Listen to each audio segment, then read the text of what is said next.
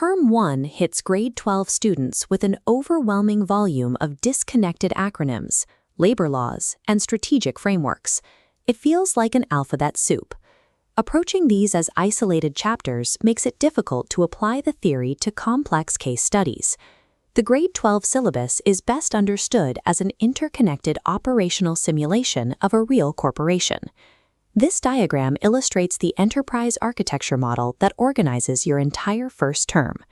It breaks the syllabus down into 3 concentric rings, moving from the widest external pressures down to the innermost operations. The outer ring is macro legislation. It represents the legal boundaries. National legislation dictates the rules of the market, establishing the strict parameters in which every business must operate. Within those legal boundaries, we find the middle ring, strategy. These are the specific maneuvers a business executes to navigate environmental pressures and secure its position against competitors. At the core is human resources. This is the physical engine. Strategies remain theoretical until a business recruits and manages the people required to execute them. Mastering this 3-tier system provides a predictive roadmap for the term. It shows you exactly how to approach your 50-mark SBA case study in late February and the comprehensive 100-mark control test in March. Looking closer at the outer ring, your syllabus covers 8 major labor laws. Examiners are not looking for a recitation of legal text.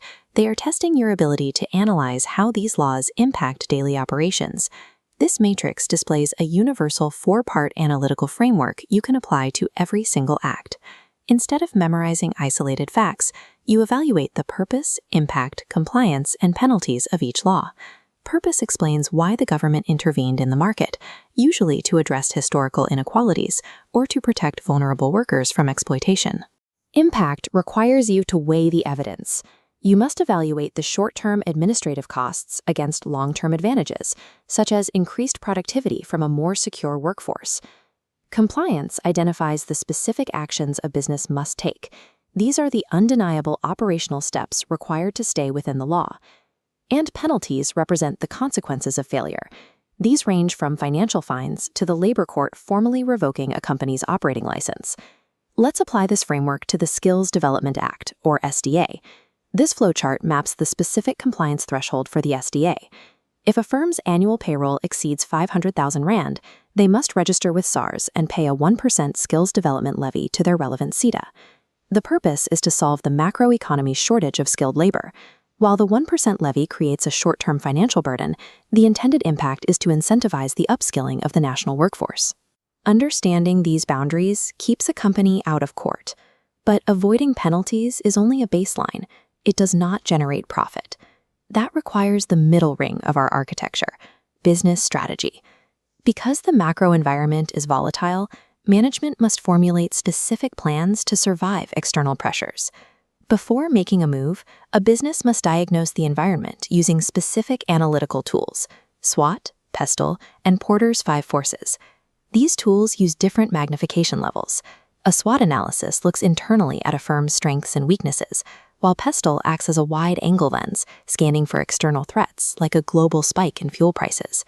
This selection board outlines the 4 strategic playbooks a business can deploy after diagnosing the environment: integration, intensive, diversification, and defensive strategies. Integration involves gaining control over supply chains or competitors. A firm might use vertical integration to buy its suppliers, or horizontal integration to acquire a direct rival and increase market share. Intensive strategies focus on current operations. This includes market penetration, where a business attempts to sell more of its existing product through heavy discounting or massive marketing campaigns. Diversification spreads financial risk. Management enters new markets or adds completely unrelated products to their portfolio to avoid relying on a single dying industry. Defensive strategies are survival tactics. When the environment turns hostile, a business might use retrenchment to cut costs or liquidation to sell all assets and close its doors. Because PESTLE factors are always shifting, a successful integration strategy today might require a defensive pivot tomorrow. Continuous adaptability is the firm's most reliable advantage.